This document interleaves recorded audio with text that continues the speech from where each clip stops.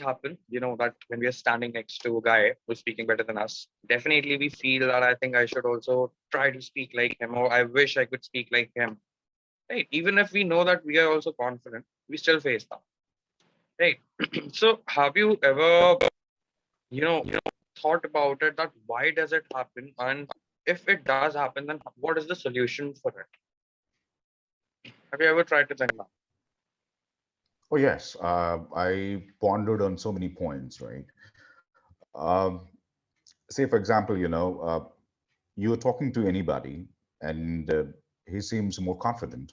So all you can do, right? What you can do, all you can do is that the amount of conversation that you needed to speak in order to, have that confidence. Uh, what I believe is you have to speak as much as possible in front of Yeah. anybody, right? Be it your friends, be it your relatives, be it your colleagues, or anybody, and make sure that you're not making a lot of grammatical errors. Mm-hmm. And I think that is the only solution when that comes to getting back your confidence. And if you do not speak too much and you just watch televisions or watch maybe YouTube videos and then read anything, that's not going to help you out. You have to have those speed of conversation, the amount of conversation, that'll only help you out. Rest, I think, there's no I possible think. way, I believe. What do you think? Okay. I mean, do you think, is there any way that you can perhaps overcome that confidence? Yeah, okay. Look, I'll not say that I disagree with you, but I'll also not say that I completely agree with you. Okay, Okay. yes, definitely that, thing is that as much as you speak, the more confident you see. Okay, like if you're speaking more in front of me, I'll think that, yeah, he can speak and he can speak better. Right. But sometimes it backfires on us. Okay, because we're already under that pressure that, okay, he's speaking better than me. Okay. And when we Hmm. try to speak a little bit more in front of the person who is kind of intimidating us or anything like that, okay, then we usually, tend to make a mistake. It always will happen. Make sure that you realize, you will all automatically realize this, right? That whenever you're talking to somebody who you think is a little bit better speaker than you or something like that, okay, we make more mistakes in front of them as we do usually. Okay, Hey, let me stop you. I'm sorry if I'm cutting you here. go ahead, go ahead. I did not mean to say that talk in front of that guy who seemed more confident. Oh, okay, okay, All I okay. said is that start communicating with anybody. It could be your friends, your family members, or maybe colleagues, or perhaps anybody for that matter. So Yeah. that can only, get you out of that phobia, if I say, of Okay. speaking to the n number of Now people. So I get it. that's my Now I point. get it. Yeah, Yeah. not with somebody who you think is a confident, and you'll start talking and you'll start making n number of errors, and then you are caught. You are Okay. done. So I did not mean about that. I did Okay, not okay, mean I that. get that. I definitely get that. It's beautiful. Yeah, definitely. That helps. Speaking helps. But I have learned this. Look, you're much older than me. I'm 20 years old right now. Okay, I'm just a Okay. 20-year-old guy. And I Hmm. do not have a lot of experience, I'll say. But whatever that I've learned in communication, I've learned one thing, that it's not all about speaking. Okay, Okay. it's not at all about speaking. It's also about listening. It's also about thinking. It's also about expressing. Oh Okay, yes, that's pretty much obvious. Yes, yes, absolutely. speaking is easy. I'll give you a book right now and I ask you to read out from it. That's speaking. Okay, you can speak. I get it. But how do you communicate? That's the question. That's where we lack, and that's what we have to improve. Right. So look, I'll just share one very small thought with you. Sure. I heard it about 3 4 days back in a podcast. Okay. It was a beautiful podcast. It was about communication itself. It was telling us that how can we improve that? What all should we do? Because I was listening to it, and there was this one thought that I really really liked. Okay, and I always believed in that as well. It said that um, it is never about what you speak. It is never about you. It is always about what they perceive, and it is always about them. Okay. It's not Okay. what you're putting in front of the audience. No, it's what they are going to perceive from. Okay. even if you are nervous, if they're able to see it, they know you're nervous. If you're nervous and you do not show that to them, they can never know that you were nervous. Hey, do you get it? This Mhm. is a small thing that I'm sharing with you. Look, I also get nervous at Clapingo sometimes. I'm a teacher. I am sitting here as a teacher, but I'm also a student. Right. So I'm also learning new things. I'm also still grasping and learning and all that. Right. So I also get nervous at points. But if I express that to a learner, the learner won't want, he'll not want to learn from me definitely.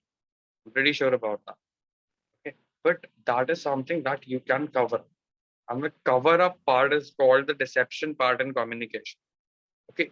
Deceive them as much as possible. I'll always tell this to you in every session that we meet. Deceive the audience as much as possible.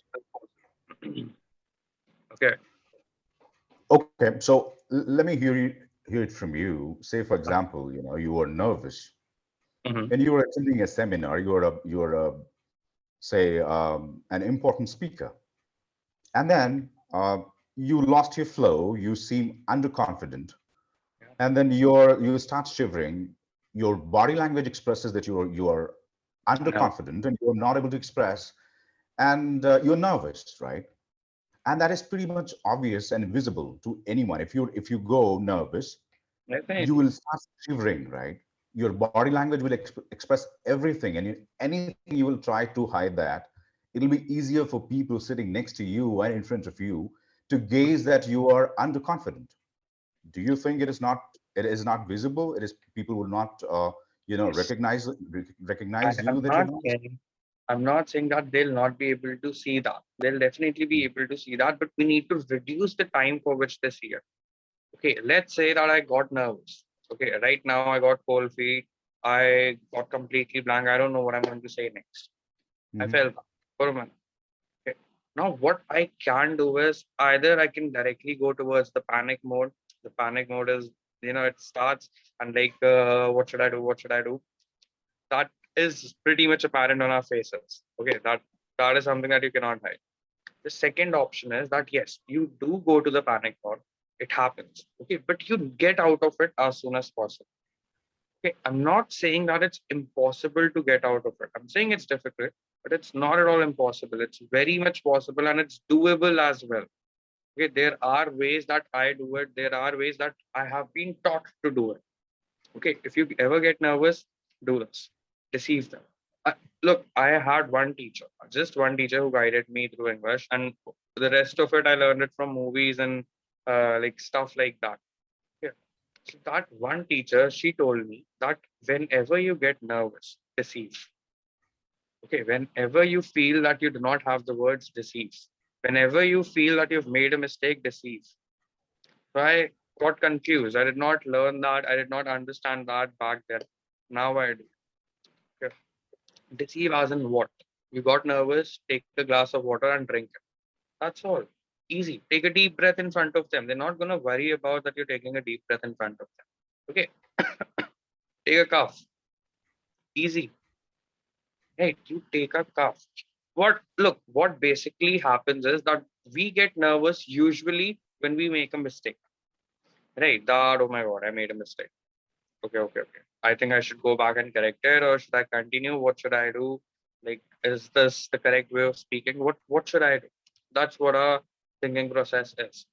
So what we can do is the best thing at that point is, just stop thinking about that mistake for a second and give your mind some time to rest. Okay, your mind needs time to rest. Okay, Correct. because it Correct. cannot get out of the panic mode if you're speaking again and if you're speaking continuously. Because you're also thinking about the sentences that you're making and you're also thinking about the mistake that you made. That's kind of difficult for our mind to do. Okay. 2 seconds, 3 seconds, 5 seconds. Maximum, if you give 5 seconds to your mind calms down. Okay. Trust me, 5 seconds is a lot of time in a conversation, a very big time.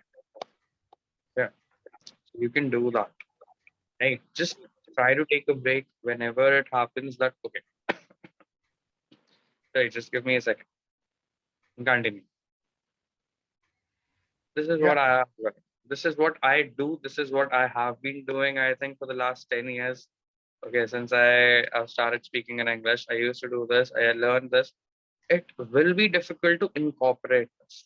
Okay, I am saying that it's not easy to learn this thing just in a day or two. Okay, it takes months of practice to actually take a couple minutes needed to take a deep breath, to look here, there, to just deceive somehow.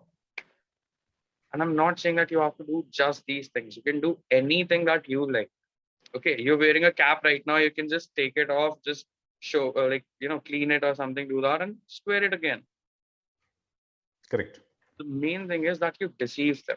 That's all.